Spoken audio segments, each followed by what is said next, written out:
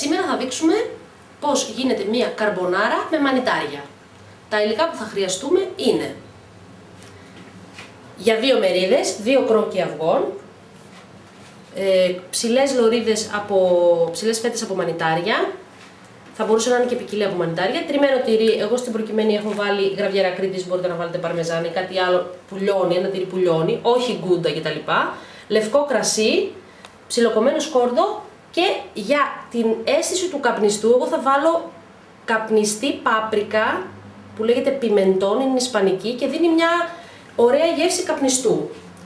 Τώρα, τα βήματα που θα ακολουθήσουν είναι τα εξής.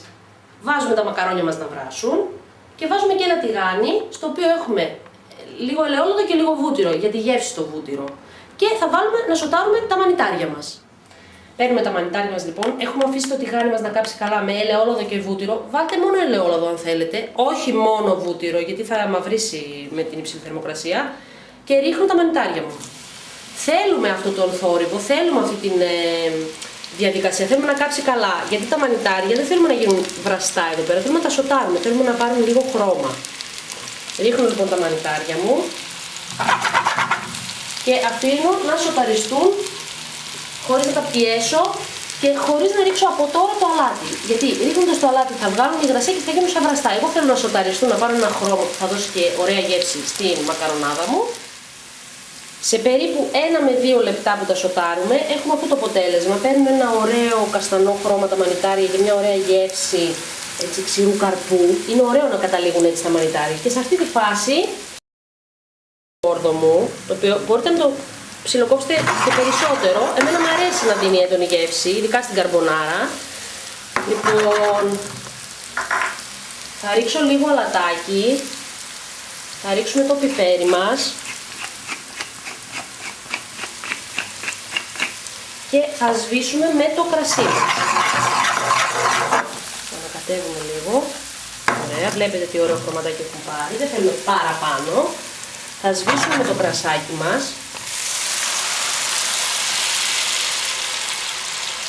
Το αφήνουμε το κρασί να εξατμιστεί, να φύγει το αλκοόλ.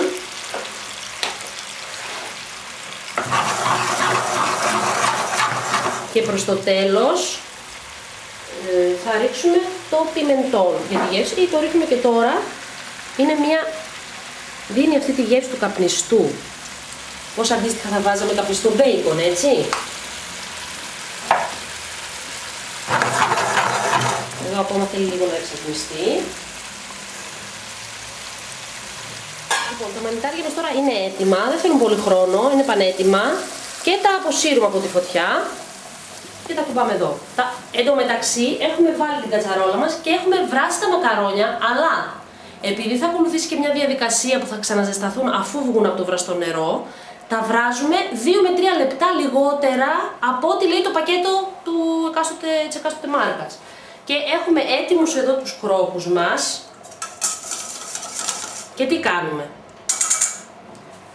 Παίρνουμε ελάχιστο, είναι εδώ τα μακαρόνια μας, έχουμε κλείσει τη φωτιά, είμαστε 2 με 3 λεπτά πριν από το χρόνο του πακέτου.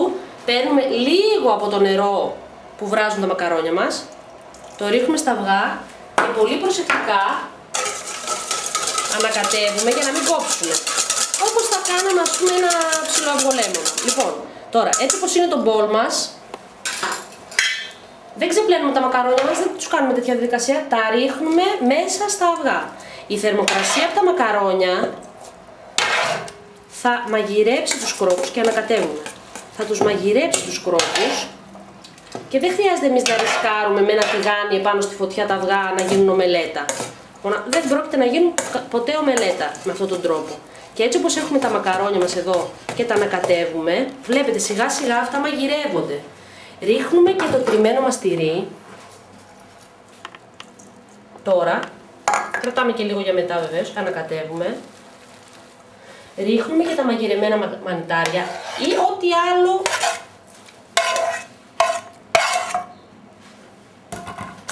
ανακατεύουμε και έχουμε ένα κρεμώδες αποτέλεσμα καρμπονάρας χωρίς να ρισκάρουμε να κόψει το αυγό. Λοιπόν, θα σας το δείξουμε τώρα και σερβιρισμένο. Τα μακαρόνια είναι έτοιμα στην ουσία αυτή τη στιγμή. Δεν υπάρχει κίνδυνος σαλμονέλας ή κάτι με το αυγό. Έχει ψηθεί το αυγό μας. Έχουμε ένα κρεμώδες αποτέλεσμα, χωρίς κρέμα γάλακτος